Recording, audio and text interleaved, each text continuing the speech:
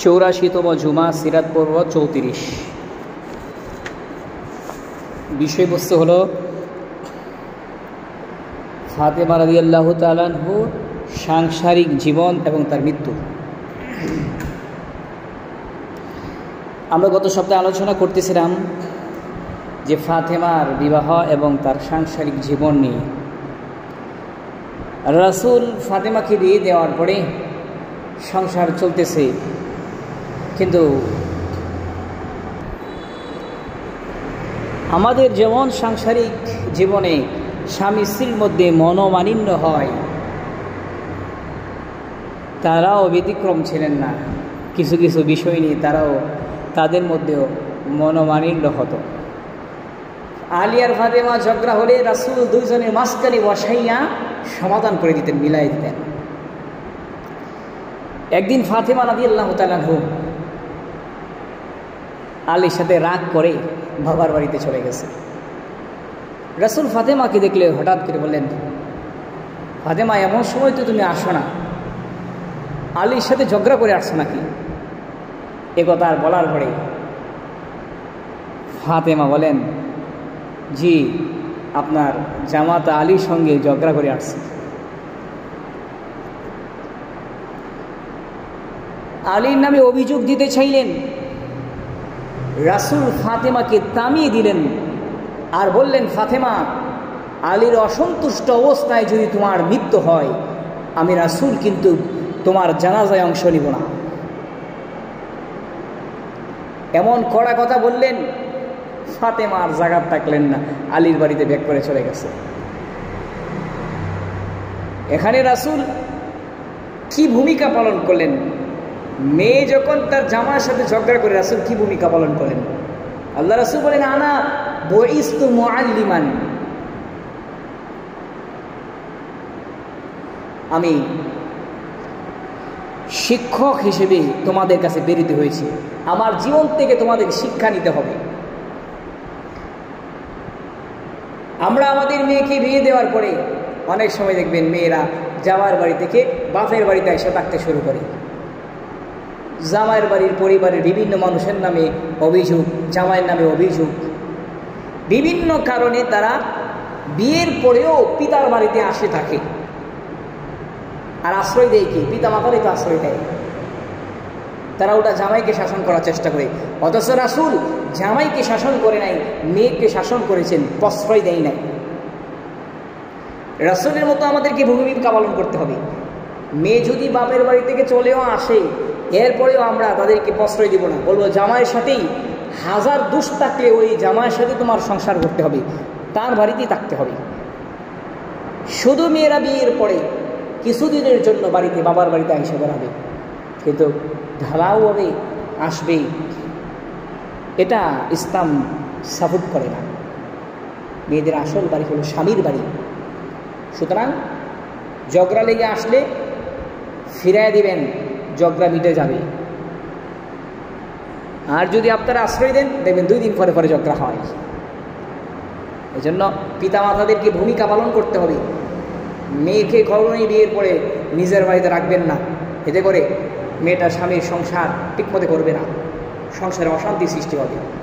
নিজের বাড়িতে থাকলে আর নিজের যদি ছেলে থাকে আর ছেলের বউ থাকে, মেয়েটা কিছুদিন পরে ছেলের বউয়ের সাথে কাজ চালাবে, ঝগড়া করবে। এতে করে তার পরিবারেও অশান্তি, নিজেদের পরিবারেও অশান্তি।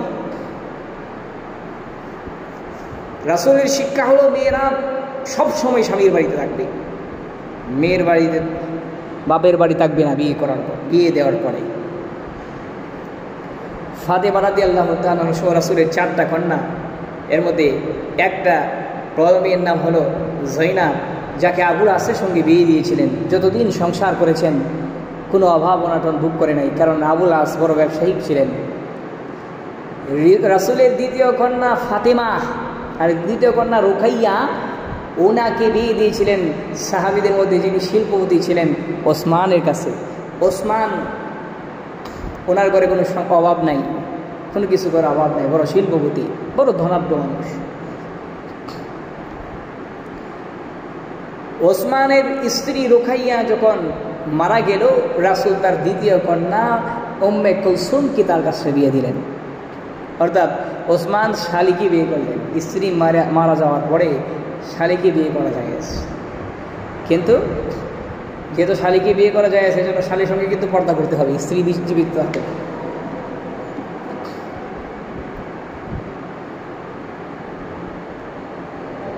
তৃতীয় মেয়ে ফাতেমাকে বিয়ে দিলেন আলীর সাথে। ফাতেমা যখন আলীর বাড়িতে গেলেন, গিয়ে দেখেন ছোট্ট একটা খাট, আরেকটা ছোট্ট তোষক, একটা জগ, আর একটা গ্লাস, একটা প্লেট, এগুলো ছাড়া আলীর আর কোনো সম্বল নাই। ফাতেমা প্রথম দিক দিয়ে কিছুটা মন খারাপ ছিল যে আব্বা আমাকে কার কাছে বিয়ে দিল। রাসূল ঈশা নামাজ পড়ে একদিন গেলেন, ফাতেমা দরজা খুলে দিলেন। রাসূল চেহারা দেখে বুঝতে পারলেন ফাতেমার মনে হয় সংসারের অভাবের কারণে তার মনে কষ্ট আছে। আল্লাহর হাবিব রাহমাতুল লিল আলামিন ফাতেমা রাদিয়াল্লাহু তাআলা মুখে ডাকতে বলেন, ও ফাতেমা, তোমার অন্য বোনদের মতো তোমাকে আমি ধনাঢ্য স্বামীর হাতে বিয়ে দিতে পারি নাই, কিন্তু আমি একজন ভালো স্বামীর হাতে তোমাকে তুলে দিয়েছি। আল্লাহর হাবিব ডাক দিয়ে বলেন, ফাতেমা, হয়তো তোমার ঘরে আরামায়েশ থাকবে না, ভালো খাবার থাকবে না, আলী তোমাকে কসমেটিক কিনে দিতে পারবে না, কাপড় কিনে দিতে পারবে না, সাজনের জিনিস কিনে দিতে পারবে না, যদিও তোমার ঘরে অভাব থাকবে, একবেলা খাবার খাইলে দুই বেলাও উপবাস থাকতে হবে, অনাহারে থাকতে হবে, এরপরেও আমি রাসূল তোমার জন্য দোয়া করে দিলাম, তোমার ঘরে যদি অভাব থাকবে কিন্তু তোমার ঘরে সুখের কোনো অভাব থাকবে না। আল্লাহর হাবিবের দোয়ার কারণে ফাতেমার মনটা খুশি হয়ে গেল। মৃত্যুর আগ পর্যন্ত ফাতেমা আলীর কাছে, আলীর নামে রাসূলের কাছে কোনোদিন অভাবের অভিযোগ করে নাই, রাসূলের কাছে কোনোদিন অভিযোগ করে নাই। অভাবের সংসার চলতে লাগলো। কয়েক বছরের ভিতরে হাসান হুসাইন দুনিয়াতে চলে আসছে। এতদিন পর্যন্ত অভাবের সংসারে আলী ফাতেমা অনারে কাটাইলেও কেউ জানতে পারে নাই, তাদের মনে কোনো কষ্ট ছিল না। কিন্তু ছোট্ট হাসান হুসাইন খিদার যন্ত্রণা সহ্য করতে না পেরে কান্নাকাটি করে। ফাতেমা হাসান আর হুসাইনের কান্নাকাটি সহ্য করতে পারে না। একদিন ঘটনা এমন হলো, খাবারের কোনো ব্যবস্থা নাই, কয়েকদিন কেটে গেল। হাসান হুসাইন, ছোট্ট হাসান হুসাইন খিদার যন্ত্রণায় ছটপট করে কান্নাকাটি করে মার কাছে বারবার খাবার চাই, বাবার কাছে বারবার খাবার চাই। ফাতেমা হাসানকে কোলে নিলেন, আলী রাদিয়াল্লাহু তাআলা হুসাইনকে কোলে নিলেন, আল্লাহ রাসূলের কাছে গেলেন। দুইজন যখন আল্লাহ রাসূলের কাছে গিয়ে উপস্থিত হলেন, রাসূল দেখেই বুঝতে পারলেন মনে হয় তারা খাবারের জন্য আসছে, তাদের চেহারা দেখেই বুঝতে পারলেন মনে হয় খাবারের জন্য আসছে। চেহারাটা শুকায় আছে, মনে হয় খাবার দাবার নাই, খাবারের জন্য আসছে। রাসূল তো জানেন মেয়ের সংসার অভাবের সংসার। এবার আল্লাহর হাবিব ফাতেমাকে লক্ষ্য করে বলেন, ফাতেমা, মনে হয় খাবারের জন্য আসছে। এবার আল্লাহ রাসূল নিজের জুব্বটাকে উপরে উঠাইয়া রাসূলের পেটটাকে দেখাইলেন। রাসূলের পেটের মধ্যেও 3টা পাথর বেঁধে রেখেছেন। আল্লাহর হাবিব ফাতেমাকে ডাক দিয়ে বলেন, মা ফাতেমা, তোমার ঘরে মনে হয় আগুন জ্বলে না, যেমন করে তোমার ঘরে আগুন জ্বলে না, তোমার বাবা রাহমাতুল লিল আলামিনের ঘরেও ঘরের চুলার মধ্যেও আগুন জ্বলে না।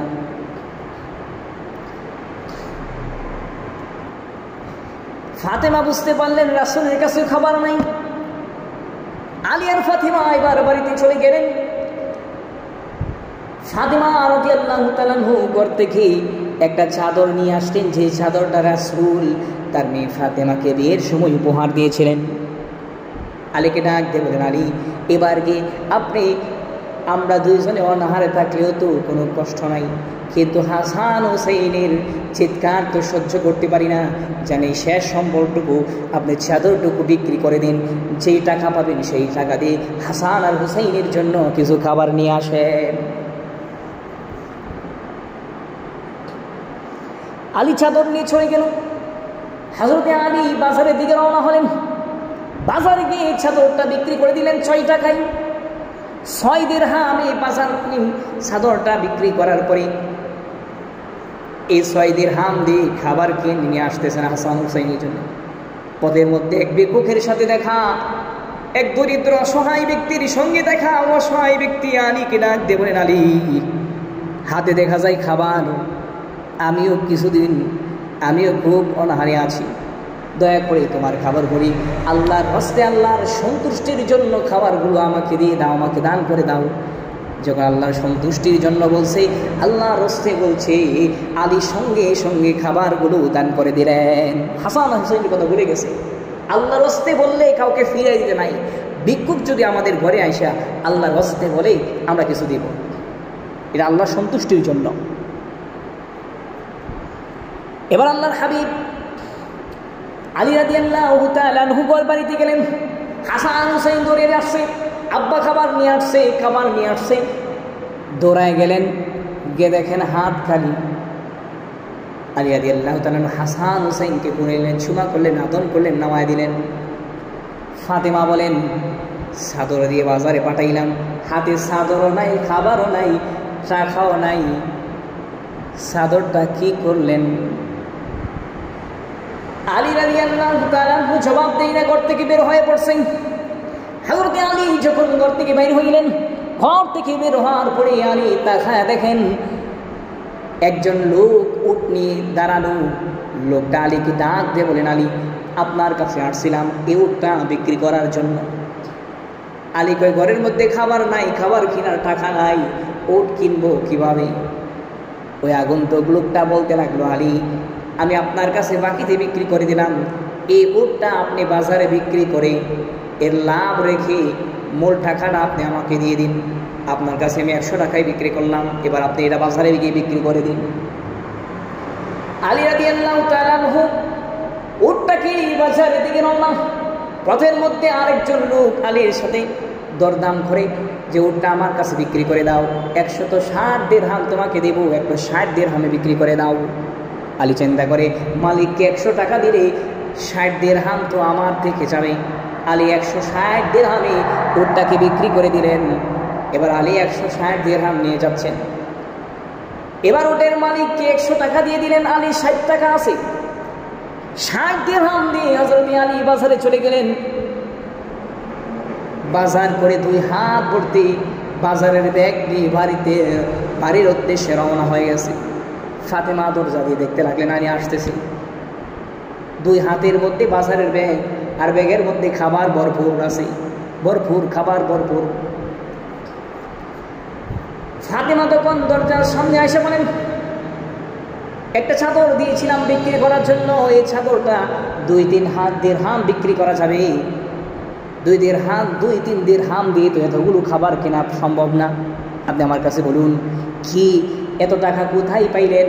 অল্প সময় বাড়ি থেকে বের হলেন, বাড়িতে আসলেন, চলে গেলেন, খাবার নিয়ে আসলেন, অল্প সময়ে এত টাকার খাবার কোত্থেকে পাইলেন? আলীকে বলতে লাগলেন, স্বামী আমার, আমি অনাহারে জীবন দিয়ে দিব। আমার হাসান হুসাইন কাঁদতে কাঁদতে অনাহারে জীবন চলে যাবে, এরপরেও হাসান হুসাইনকে আমি নিজে আমার ঘরে কোনো হারাম খাবার প্রবেশ করতে দেব না। আলী মনে করছে, ফাতেমাও মনে করছে মনে হয় আলী কোনো সুদের উপরে টাকা আনছে, তখন তো সুদের প্রচলন ছিল, অথবা অন্য কোনো অবৈধভাবে হারাম টাকা দিয়ে খাবার নিয়ে আসছে, এই জন্য খাবার দিতে চাই না। আলী রাদিয়াল্লাহু তাআলা বলল, ফাতেমা, তুমি আমাকে বিশ্বাস করো, আমি কখনো তোমাকে তোমার সন্তানদেরকে আমার এই ঘরে কখনোই হারাম খাবার নিয়ে আসবো না। আলী রাদিয়াল্লাহু তাআলাকে বাড়ির সামনে, ঘরের সামনে ধার করে ঝেড়া করলেন। এই খবরটা রাসূলের কাছে গেছে। রাসূল ফাতেমাকে একদিন বলতেছে, ফাতেমা, তুমি আলীর সাথে আলীকে যে কষ্ট দিলা, আলীকে বাড়ির সামনে দাঁড় করায় রাইখা তাকে প্রশ্ন করলা খাবার কোত্থেকে আনছি, এটা কি আলী সামান্য ব্যথা পাই নাই? ঘরের ভিতরে গেলে তুমি সুন্দর করে জিজ্ঞাসা করতে পারবা। এই জন্য তুমি 1 পয়েন্ট পিছে চলে গেছো। তুমি জান্নাতের মহিলাদের সর্দার ঠিক আছে, কিন্তু তোমার আগে আরেকজন মহিলা জান্নাতে চলে যাবে, শুধু আলীর সাথে এতটুকু পরিমাণ কষ্ট দেওয়ার কারণে। ফাতেমা কই, ইয়া রাসূলুল্লাহ, আমার আগে জান্নাতে যাবে, সে কে? আমি একটু তার পরিচয়টা জানতে চাই, তার সাথে আমি দেখা করতে চাই। রাসূল বলেন, অমুক বাড়ির, অমুক গ্রামের, অমুক বাড়ির কাঠুরিয়ার স্ত্রী, নাম তার জামিলা। সে স্বামীর এত বাধ্য, তুমি যে পরিমাণ আলীকে কষ্ট দিয়েছ, এর চাইতে যতটুক সামান্য হলেও কষ্ট দিছ, তাকে বাহিরে দাঁড় করায় এতটুক পরিমাণ কষ্ট জামিলা তার স্বামীকে দেয় নাই। যাও, তুমি গিয়ে তার সাথে দেখা করো।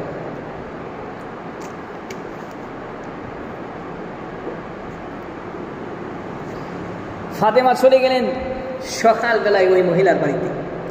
গিয়ে দেখেন দিনের বেলায়ও দরজা লাগানো। দরজাতে নক করলেন, ভিতর থেকে আওয়াজ আসলো, কে আপনি? ফাতেমা জবাব দেয়, আমি রাসূলের মেয়ে ফাতেমা, তোমার সাথে দেখা করার জন্য আসছি। জামিলা বলতে লাগলেন, ফাতেমা, আপনি রাসূলের কন্যা, আপনার সাথে দেখা করাটা আমার সৌভাগ্যের ব্যাপার। তবে আমার স্বামীর অনুমতি ছাড়া আমি কোনো মহিলার সঙ্গেও দেখা করতে পারবো না। কষ্ট করে আপনি চলে যান, আগামীকালকে আসবেন, আমার স্বামী রাতে আসলে তার কাছ থেকে অনুমতি নিয়ে রাখবো। ফাতেমা পরের দিন সকালবেলা আসতেছেন, পিছন পিছন হাসাইন আসলো ফাতেমার সাথে। দরজাতে আবার নক করলেন, দরজা খুলে দিবেন। এমন সময় হাসান বলতে লাগলেন, আম্মা, আগামীকালকে কি আপনি এই বাড়িতে আসছিলেন নাকি? ভিতর থেকে তখন জামিলা বলতে লাগলো, ফাতেমা, আপনার সঙ্গে দেখা করার জন্য অনুমতি নিয়েছি, কিন্তু আপনার সঙ্গে আজকে একজন ছেলেও দেখা যায়, ছেলের আওয়াজও শোনা যায়, আপনার সাথে একটা ছেলেও আছে, আপনার ছেলের সাথে দেখা করার জন্য তো আমার স্বামীর অনুমতি নেই নাই। ফাতেমা বলতে লাগলেন, ছোট্ট বাচ্চা, দেখা করলে অসুবিধা হবে না। জামিলা বলতে লাগলো, আজরাইল ছাড়া কাউকে ঘরে ঢোকার অনুমতি দেওয়া হবে না আমার স্বামীর অনুমতি ছাড়া। আপনি আজকেও চলে যান, আগামীকালকে আসবেন, হাসানের ব্যাপারে, আপনার ছেলে হাসানের ব্যাপারে আপনি অনুমতি নিয়ে রাখবেন। চলে গেলেন। পরের দিন আসলেন, হাসানের সাথে এবার হুসাইনও আসতে লাগলো। হুসাইন রাদিয়াল্লাহু তাআলা আনহু আসলেন, দরজার সামনে ঢোকা দিলেন, দরজা খুলবেন। এই মুহূর্তে হুসাইন বললেন, আম্মা, আগামীকালকে বাইকে নিয়ে কি আপনি এই বাড়িতে আসছিলেন? ঘরের ভিতর থেকে আওয়াজ শুনে বলে, ফাতেমা, আজকেও বেয়াদবি মাফ করবেন, আজকেও আপনার সাথে দেখা করতে পারবো না। আজকে আপনার সাথে মনে হয় আরেকজন ছেলে সন্তান আছে আপনার, সে মনে আসছে, এজন্যই তো তার সাথে দেখা করার অনুমতি তো আমার স্বামীর কাছে নেই নাই। ফাতেমা বিরক্ত হয়ে চলে গেলেন। পরের দিন এবার একা একা আসছে, দরজা খুলে দিলেন, অনেক কথাবার্তা বললেন। দেখেন ফাতেমা, ঘরের দরজার ভিতরে, দরজার মধ্যে এবং ঘরের ভিতরে অনেক জায়গায় সাবুক লটকানো আর দড়ি লটকানো। ফাতেমা রাদিয়াল্লাহু তাআলা জামিলাকে ডাক দিয়ে বলেন, জামিলা, তোমার ঘরের মধ্যে এই যে দড়ি লটকানো আর সাবুক লটকানো, এগুলোর কারণটা কি? এগুলো এখানে কেন লটকে রাখছো? টানাইয়া কেন রাখছো? এগুলো কেন তুমি এখানে টানায় রাখছো? জামিলা জবাব দেয়, এগুলো আমি বাজার থেকে কিনে নিজেই এগুলো টানায় রেখেছি। আর আমি আমার স্বামীকে বলেছি, যদি আমি আপনাকে আমার অজান্তে কোনোদিন কষ্ট দিয়ে দিই, স্বামী যদি আপনাকে কোনোদিন কোনো কারণে কষ্ট দেই, আপনি আপনার মনে আমার পক্ষ থেকে কোনো কষ্ট পেয়ে যান, স্বামী, তাহলে আপনি এই রশি দিয়ে আমাকে বেঁধে সাবুক দিয়ে আমাকে আঘাত করবেন। যতক্ষণ আপনার অন্তরের কষ্ট দূর না হবে ততক্ষণ পর্যন্ত আমাকে আঘাত করবেন। আমার পক্ষ থেকে আপনার বিরুদ্ধে কোনো অভিযোগ থাকবে না। জামিলা ডাক দিয়ে বলেন, স্বামী আমার, এরপরেও আমি আপনার সন্তুষ্ট নিয়ে খবরে যাইতে চাই, কারণ আল্লাহর হাবিব বলেছেন, স্বামীর পায়ের নিচেই হলো স্ত্রীদের জন্য জান্নাত। এই জন্য আমি আমার স্বামীর অসন্তুষ্টি ছাড়া কখনোই আমি খবরে যাইতে চাই না, অসন্তুষ্টি অর্জন করতে চাই না। স্বামীর অনুমতি ছাড়া আমি ঘর থেকে এক পাও বের হয় না, আমার মৃত্যু হবে, এরপরে ঘর থেকে বের হবে না। আর এই জামানার মহিলারা এমনটা বুঝে স্বামীর অনুমতি নিয়ে ঘর থেকে বের হতে হবে। আপনি মেডিকেলের সামনে যাইতে যাইতে গিয়ে দেখবেন এরা বাজারে, বাজিতপুর বাজার পার হয়ে গেছে, এরা বুঝেই না। স্বামীর খেদমত, স্বামীর অনুমতি ছাড়া ঘর থেকে বের হতে পারবে না। স্বামীর খেদমত কাকে কয়, এটা এই জামানার মহিলারা তারা বুঝতে চাই না, বুঝেও না, জানেও না। এর কারণ কি? স্বামীদের দোষ আছে। তারা মহিলাদেরকে জানার তো ব্যবস্থা করতে হবে, স্বামী কাকে বলে, স্বামীর খেদমত করতে হবে। রাসূলের আদেশ, আল্লাহর হুকুম, আল্লাহর স্বামীর সন্তুষ্ট, আল্লাহর সন্তুষ্ট, এগুলো তাদেরকে জানাইতে হবে। তালিমের ব্যবস্থা করতে হবে, তাদেরকে মাস্তুরা জামাতে যেখানে তালিমের হালকা আছে সেখানে নিয়ে যাইতে হবে। কিন্তু না, তাদেরকে এগুলো না দিয়ে খাদিজা ফাতিমার বই কিনে দিতে হবে, জীবনী কিনে দিতে হবে। এগুলো না করে আমরা তাদের হাতে মোবাইল ধরে দিছি, আর না হয় ডিসেল লাইন। সারাদিন তো এগুলো নিয়ে ব্যস্ত থাকার, এগুলোর মধ্যে এইসব আছে নাকি? তারা সারাদিন এগুলো নিয়ে ব্যস্ত হয়ে পড়ে। যে ঘরের মধ্যে মার হাতে টাচ মোবাইল আছে, ছেলে মেয়েদের লেখাপড়া হয় না। ভাত খাবে, খাবার খাইবে, মোবাইল দেখে খাবার খাইবে। ছোট্ট ছোট্ট বাচ্চারা এমন অভ্যাস হয়েছে, নেশা এমন খারাপ হয়েছে, তারা বই নিতে চায় না, এখন মোবাইল নিতে চায় না। গেমস খেলে, আর না হয় বিভিন্ন ছোটো বাচ্চাদের কার্টুন দেখে। এমন নেশা হয়েছে বাচ্চাদের, লেখাপড়ার প্রতি মনোযোগ নাই মার হাতে মোবাইল থাকার কারণে। এই জন্য মহিলাদেরকে টাচ মোবাইল না দিই, টিভি বন্ধ করে দিই, তাদেরকে তালিমের ব্যবস্থা করেন, ঘরে শান্তি ফিরে আসবে। মহিলারা স্বামীর খেদমত বুঝবে, আপনার কদর বেড়ে যাবে। এই জিনিসগুলোর প্রতি আমরা খেয়াল রাখবো। আল্লাহ আমাদের সকলকে তৌফিক দান করো। জামিলার বাড়ি থেকে ফাতেমা রাসূলের কাছে গিয়ে বলেন যে আমি বুঝতাম যে জামিলা স্বামীর খুব ভালো ভক্ত, কিন্তু তাহলে আমার আগে কিভাবে জান্নাতে চলে যাবে? রাসূল বলেন, ফাতেমা তুমি আলীকে বাড়ির সামনে দাঁড় করে রেখেই যে প্রশ্ন করেছো, আলী সামান্য হলেও কষ্ট পেয়েছে। তুমি যে সামান্য কষ্ট হলেও আলীকে দিয়েছো, কিন্তু জামিলা এই সামান্য কষ্টটুকু তার স্বামীকে কখনোই দেয় নাই। এই জন্য এক পয়েন্ট আগে চলে গেছে, সে আগে চলে যাবে।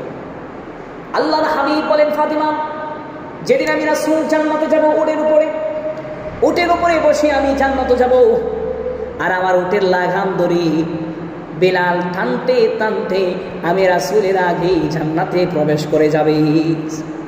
ঠিক তেমনিভাবে ফাতেমা তুমি যেদিন জান্নাতে প্রবেশ করবে, তুমি উটের উপরে বসে জান্নাতে যাবে, উটের উপরে বসবে। সে উটের লাগাম থাকবে জামিলার হাতে। জামিলা তোমার উটের লাগাম ধরে তোমাকে টানতে টানতে জান্নাতে তোমার একটু আগেই প্রবেশ করে যাবে। স্বামী সন্তুষ্ট অর্জন করার কারণে তুমি উটের উপরে বসবে, আর তোমার উটের লাগাম ধরবে আর কেউ না। জামিলা স্বামীর সন্তুষ্ট অর্জন করার কারণে তোমার উটের লাগাম ধরার সুযোগ পেয়ে গেছে। তোমার উটের লাগাম ধরে তোমার উটটাকে টানতে টানতে তোমার আগেই, সামান্য আগেই জান্নাতে প্রবেশ করে যাবে। সুবহানাল্লাহ। যে উটের লাগাম ধরে টানতে টানতে যায়, সে তো আগেই যাবে, ঠিক না? জান্নাতে চলে যাবে। ফাতেমা 6 মাস পর্যন্ত, 8 বছর, 8.5 বছর পর্যন্ত স্বামীর সংসার করলেন। 5 জন সন্তান জন্মগ্রহণ করলো। এর মধ্যে 2 জন মেয়ে, 3 জন ছেলে। আমরা শুধু হাসান হুসাইনের খবর জানি, এরা প্রসিদ্ধ না, এই জন্য এদের ঘটনা খুব কম। এরা প্রসিদ্ধ না বেশি, এদের ঘটনাও খুব কম, এজন্য এদের খবর আমরা বেশি জানি না। ফাতেমা রাদিয়াল্লাহু তাআলা আনহা, রাসূল যেদিন ইন্তেকাল করবেন, রাসূল খানে খানে বলেছিলেন, ফাতেমা আমার পরিবার থেকে খবরের জগতে সর্বপ্রথম তোমার সাথে আমার সাক্ষাৎ হবে। হযরত ফাতেমা রাদিয়াল্লাহু তাআলা আনহা সেদিন অনেক খুশি হয়েছিলেন। যদিও পিতার ইন্তেকালে কষ্টও ছিল, এতে একটু খুশিও ছিল যে আমার পিতার সাথে আমি খুব তাড়াতাড়ি দেখা করতে যাচ্ছি। রাসূলের ইন্তেকালের 6 মাস পরে 11ই জিলহজ, 11ই হিজরি 11 সনে 11ই হিজরি রমজান মাসের 3 তারিখে ফাতেমা সেহরি খাইলেন। আলী গেলেন বাজারে, আলী গেলেন মসজিদে, নামাজ পড়ে আসছেন, দেখে এসে ঘরের মধ্যে ফাতেমা কান্দে। আলী ডাক দিয়ে বলেন, ফাতেমা কি হয়েছে তোমার, কেন কান্নাকাটি করো? ফাতেমা জবাব দিই না, ফাতেমা জোরে জোরে কাঁদতে লাগলো। আলী রাদিয়াল্লাহু তাআলা আনহু ফাতেমাকে ডাক দিয়ে বলেন, ফাতেমা কি কারণে কান্দো, আমাকে একটু বলো। ফাতেমা রাদিয়াল্লাহু তাআলা আনহু আলীকে ডাক দিয়ে বলেন, আলী আজকে স্বপ্নে দেখলাম আব্বা জান আমার ঘরের ভিতরে এসে কি যেন তালাশ করে। তালাশ করে যখন ঘর থেকে বের হয়ে যায়, আমি স্বপ্নে আমার আব্বাকে বললাম, আপনি কি তালাশ করলেন? কি তালাশ করেন? কাকে তালাশ করেন? এরপরে আল্লাহর হাবিব আমার দিকে তাকায় বলেন, ফাতিমা মা, তোমাকে তো আমি তালাশ করি, একটা সংবাদ দেওয়ার জন্য তালাশ করি মা। আজকে তুমি সেহরি করলা, আলীর সাথে বসে বসে, আলীর দস্তরখানে বসে সেহরি করেছ। তোমাকে এই সংবাদ দিতে চাই যে আজকে ইফতার তুমি আমি রাসূলের সাথে, তোমার আব্বার সাথে আজকে ইফতার করবা। এই স্বপ্ন শোনার পরে আলী এবং ফাতেমা বুঝতে বাকি নাই, আজকে দিনের বেলায় ইফতারের আগে আগে ফাতেমা দুনিয়া থেকে বিদায় হয়ে যাবে। এই জন্য ফাতেমাও কান্দে, আলীও কান্দে। হাসান হুসাইন যখন আসলেন, হাসান হুসাইন আসার পরে ফাতেমা বলতে লাগলেন, হাসান হুসাইনকে বলতে লাগলেন, তোমরা তোমাদের নানা জানের খবর থেকে ঘুরে আসো। যখনই হাসান হুসাইন কোনো কাজে বিরক্ত করে, ফাতেমা তাদেরকে নানার খবরে পাঠায় দেয়, নানার খবরে চলে যায়। আজকেও নানার খবরে গেছে, হাসান হুসাইন নানার খবরের পাশে গিয়ে রওজা শরীফের পাশে বসা। আল্লাহর হাবিব রওজা থেকে হাসান হুসাইনকে ডাক দেয়, কই হাসান হুসাইন রে, তোমরা তো সবসময় আমার খবরে আসো, সবসময় আসতেও পারবা, আজকে তোমার মার কাছে চলে যাও, তোমাদের মার কাছে চলে যাও, কারণ তোমাদের মাকে আজকে ভালো করে দেখে নাও, আজকের পর থেকে তোমাদের মাকে কিন্তু আর কোনোদিন দেখতে পাইবা না। হাসান হুসাইন এবার কান্দে। হাসান হুসাইন ঘরের ভিতরে গিয়ে আলী ফাতেমা, এতক্ষণ শুধু আলী আর ফাতেমা কান্দে, এবার হাসান হুসাইন আলী ফাতেমা চারজন বসে বসে কান্দে, চারজন বসে বসে কান্দে। সারাদিন চলে গেল। ফাতেমা যেদিন ইন্তেকাল করবেন সেদিন ঘরের সমস্ত কাজ নিজের হাতে করলেন, কাপড় চোপড় ধুইলেন, নিজে ভালো পোশাক পরিধান করলেন, বড়ই পাতা দিয়ে নিজে গরম পানি করে নিজেই ভালো করে গোসল করলেন, শুয়ে পড়ছেন। বিকালবেলায় হযরত আলীকে ডাক দিয়ে বলেন, আলী কিছুক্ষণ পর আমার শরীরের অবস্থা বেশি ভালো না, মনে হয় আমি কিছুক্ষণের ভিতরে বিদায় হয়ে যাব। আলী গো, যাওয়ার আগে আপনাকে তিনটা কথা বলতে চাই, তিনটা আবদার করতে চাই। ও আলী, আপনাকে আমি অনেক কষ্ট দিয়েছি, কথার মাধ্যমে কষ্ট দিয়েছি, কাজের মাধ্যমে কষ্ট দিয়েছি। আলী গো, আমি যথা অন্যায় অপরাধ আপনার সাথে করেছি, আপনি আমাকে ক্ষমা করে দিবেন, এটা আপনার কাছে আমি আবদার করি। আলী গো, ফাতেমা তুমি রাসূলের কলিজার টুকরা, আমি আলী গরিব মানুষ, রাসূল তোমাকে আমার মতো গরিবের সাথে বিয়ে দিয়েছি, ঠিক মতো খাবার দিতে পারি নাই, উল্টা আমি তোমার কাছে ক্ষমা চাই, তোমার কোনো অন্যায় হয় নাই, আমি সব মাফ করে দিয়েছি। ফাতেমা ডাক দিয়ে বলেন, স্বামী আমার দুই নাম্বার আবদার হলো, আমি যখন ইন্তেকাল করব আপনি বিয়ে করবেন, আপনি একটা বিয়ে করে নেবেন, আপনি নতুন স্ত্রীর সঙ্গে সপ্তাহে 6 দিন পর্যন্ত নতুন আপনি স্ত্রীর সাথে রাত্র যাপন করবেন, কিন্তু একদিন আমার হাসান হুসাইনকে খুলে নিয়ে আপনি ঘুমাবেন, যেন আমার হাসান হুসাইন মায়ের দুঃখটা অল্প হলেও বলতে পারে। এজন্য আমার হাসান হুসাইনকে নিয়ে সপ্তাহে একটা দিন আপনার খুলে নিয়ে আপনি ঘুমাবেন, আমাকে কথা দেন। আলী বললেন, কথা দিলাম। 3 নাম্বার হলো, ফাতেমা ডাক দিয়ে বলেন, আলী আমি মারা যাব, গভীর রাতে আপনি আমাকে দাফন করবেন, গভীর রাতে আমাকে দাফন করে দিবেন, আর আমার মৃত্যুর সংবাদটা এলান করে মানুষকে জানানোর প্রয়োজন নাই। আলী বললেন, তোমার মৃত্যুর সংবাদ যদি জানাই, হাজার হাজার মদিনার সমস্ত মানুষ তোমার জানাজায় অংশ নেবে, সবাই তোমার জন্য দোয়া করবে। ফাতেমা বললেন, আলী আপনি আমার স্বামী, আপনি যদি আমার প্রতি অসন্তুষ্ট থাকেন, গোটা দুনিয়ার মানুষও যদি আমার জানাজার নামাজে অংশ নেয়, এতে আমার কোনো লাভ হবে না। যদি আমার জানাজায় কেউ অংশ না নেয়, আপনি আমার প্রতি সন্তুষ্ট থাকেন, এটাই আমার জন্য যথেষ্ট হয়ে যাবে। ফাতেমা ডাক দিয়ে বলেন, আলী দুনিয়াতে বেঁচে থাকতে কেউ আমাকে দেখতে পারে নাই, মৃত্যুর পর মানুষ আমাকে দেখে ফেলবে, মৃত্যুর পর আমার মানুষ আমাকে দেখে ফেলবে। মানুষ যদি জানাজা অংশ নেয়, মানুষ আমার লাশটাকে দেখে নেবে যে রাসূলের মেয়ে ফাতেমা কতটুকু মোটা ছিল, রাসূলের মেয়ে ফাতেমা কতটুকু লম্বা ছিল, মানুষ দেখে আন্দাজ করে নেবে, আমার পর্দা লঙ্ঘন হয়ে যাবে। জীবনে আমি আমার জীবদ্দশায় কখনোই পর্দায় লঙ্ঘন করি নাই, মৃত্যুর পর কেন আমি পর্দা লঙ্ঘন করব? আমিও পর্দা লঙ্ঘন করতে চাই না। এজন্য দয়া করে রাতের বেলায় আপনি আমাকে গভীর রাতে আমাকে দাফন করবেন, মৃত্যুর এলানটা করবেন না। ফাতিমা রাদিয়াল্লাহু তাআলা বিদায় হওয়ার পরে গভীর রাতে হাসান আর হুসাইন, আলী রাদিয়াল্লাহু তাআলা খাটিয়ার 3 কোণার মধ্যে ধরলেন, 4 জন প্রয়োজন হয়। আলী চিন্তা করে আরেকজন লোক হইলে ভালো হইতো।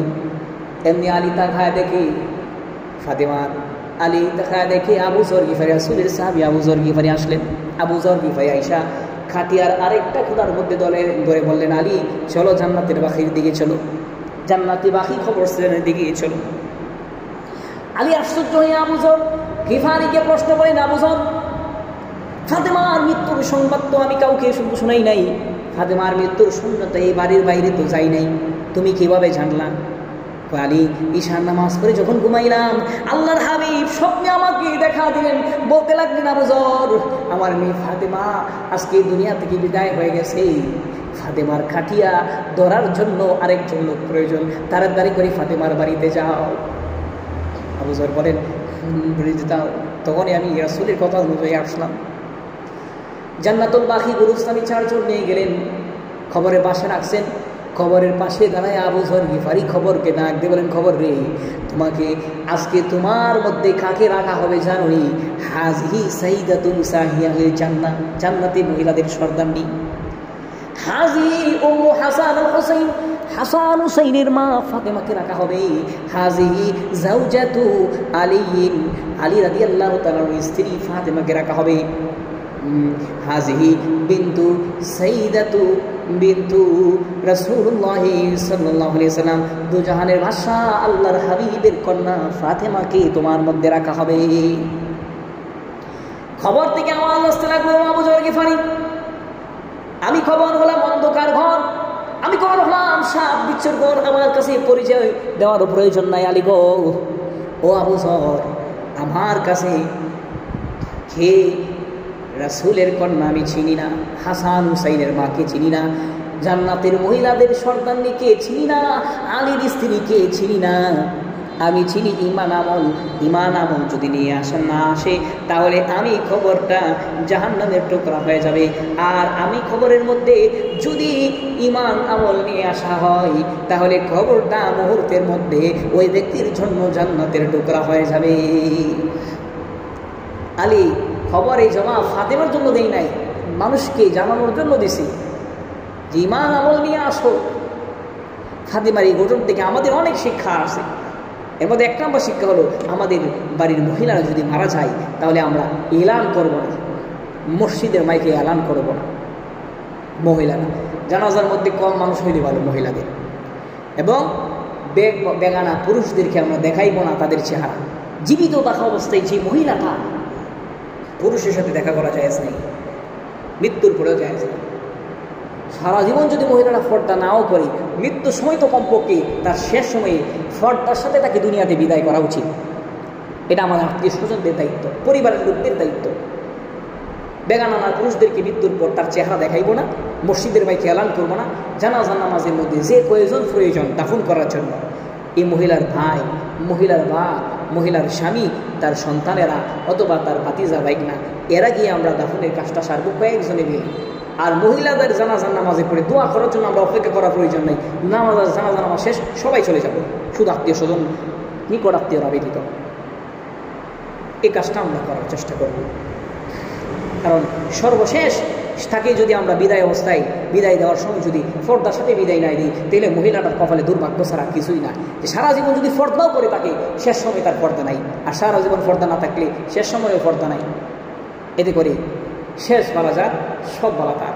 এই জন্য আমরা শেষ সময় কমপক্ষে মহিলাদেরকে দাফন করার সময় এই কাজগুলির প্রতি আমরা লক্ষ্য রাখবো। হতে পারে এই মহিলা সারা জীবনের গুণাগুলো আল্লাহ তাআলা শেষ সময়ের পর্দার কারণে মাফ করে দিতে পারেন। এই জিনিসটি প্রতি লক্ষ্য রাখবো। ফাতেমা রাদিয়াল্লাহু তাআলা আনহার ফজিলত, ফাতেমা কেমন মহিলা ছিলেন, সতর্ক করে গেছেন স্বামীকে যেন সারা জীবন পর্দা লঙ্ঘন হয় না, মৃত্যুর পরেও যেন পর্দা আমার লঙ্ঘন না হয়। এই জন্য আলীকে ওসিয়ত করে গেলেন। আলী রাদিয়াল্লাহু তাআলা আনহু ওসিয়ত রাখলেন। এই মহিলাটা কেমন মহিলা আমরা রাসূলের এক হাদিস থেকে শুনি। আল্লাহ রাসূল এক হাদিসের মধ্যে বলেন যে ফাতেমা আমার অংশ, যে জিনিস ফাতেমাকে কষ্ট দেয় সেই জিনিস আমাকেও কষ্ট দেয়। 2 নাম্বার আরেকটা কথা বলে গেলেন রাসূল, ফাতেমা, আলী, হাসান, হুসাইনকে এক চাদরের নিচে রেখে বলেন, এরা আমার পরিবার, আল্লাহ এদের প্রতি তুমি রহম করো, এদের থেকে তুমি অপবিত্রতা দূর করে দাও, উত্তমভাবে তাদেরকে পবিত্র করে নাও। তিরমিজি শরীফে 3878 নম্বর হাদিসে আল্লাহ রাসূল সাল্লাল্লাহু আলাইহি ওয়াসাল্লাম বলেন, আনাস ইবনে মালিক রাদিয়াল্লাহু তাআলা আনহু قال قال النبي صلى الله عليه وسلم قال النبي صلى الله عليه وسلم حسبك من نساء العالمين حسبك من نساء العالمين مريم بنت عمران خديجة بنت خليد ফাতিমা বিনতু মুহাম্মদ আসিয়া ইমরাআতু ফিরআউন। আল্লাহর হাবিব বলেন, দুনিয়ার বুকে চারজন নারী হলো দুনিয়ার বুকে শ্রেষ্ঠ নারী। এর মধ্যে একজন হলো ঈসা আলাইহিস সালামের মা মরিয়ম, ফেরাউনের স্ত্রী আসিয়া। চারজন শ্রেষ্ঠ মহিলার মধ্যে আরেকজন হলেন খাদিজা রাদিয়াল্লাহু তাআলা আনহা। 4 নম্বর হলো আল্লাহর হাবিব রাহমাতুল লিল আলামিনের কলেজার টুকরা সাইয়্যিদাতু নিসাইল জান্নাহ ফাতিমা রাদিয়াল্লাহু তাআলা দুনিয়ার শ্রেষ্ঠ মহিলাদের মধ্যে একজন। শ্রেষ্ঠ মহিলা এই চারজনের জীবনী আমরা আমাদের ঘরের মধ্যে মানুষ তাদেরকে কিনে দিব, যে তারা কীভাবে জীবনযাপন করেছে। আল্লাহ আমাদের সকলকে এই কথাগুলোর উপরে আমল করার তৌফিক দান করুক। এই ফাতেমাকে যারা কষ্ট দেয়, রাসূলকে কষ্ট দেয়। দেওয়ানবাগি নামে একজন লোক ছিল, সে ফাতেমার নামে উল্টাপাল্টা কথা বলতো। এই হাতির বাচ্চারা মারা গেছে, এর কিছু অনুসারী রেখে গেছে আমাদের বাজিতপুরে আছে, ভাগলপুরের আশেপাশে আছে। এই দেওয়ানবাগি অনুসারীরা, মুরিদরা, এরা খুব খারাপ, এদের কাছ থেকে বেশি থাকতে হবে। এই সমস্ত লোকদেরকে আল্লাহ তাআলা আমাদের এই সমস্ত লোকদের থেকে বেশি থাকার তৌফিক দান করুন। ওয়া আখিরু দাওয়ানা আলহামদুলিল্লাহি রাব্বিল আলামিন।